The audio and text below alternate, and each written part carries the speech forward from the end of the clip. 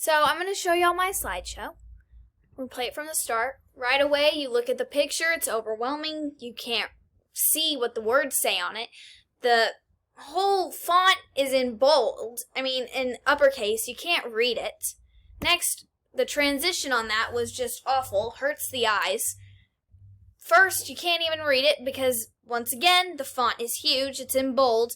There's spaces between every letter, so I have no idea what I'm reading. The colors do not match, they don't go good together. It just hurts the eyes to look at. Next, we have another terrible transition. And we have two different fonts. That should never happen. Two different fonts does not look good together. And when they're in two different colors, it doesn't look good either. It's all in uppercase, so I have no idea what I'm reading. We use way too many exclamation marks right there.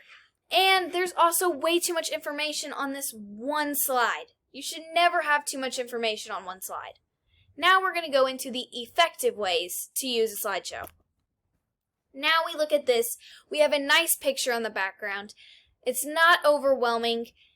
It's easy to read, and it follows the theme of the speech. Next, we have a nice transition that's easy on the eyes, and we only have 4 bullet points. 4 that you can read with contrasting background with a contrasting font color. We use the same picture just because it followed the theme of the slideshow and I really like this picture. And next, we have the same picture, but that's okay because it's the theme of the slideshow.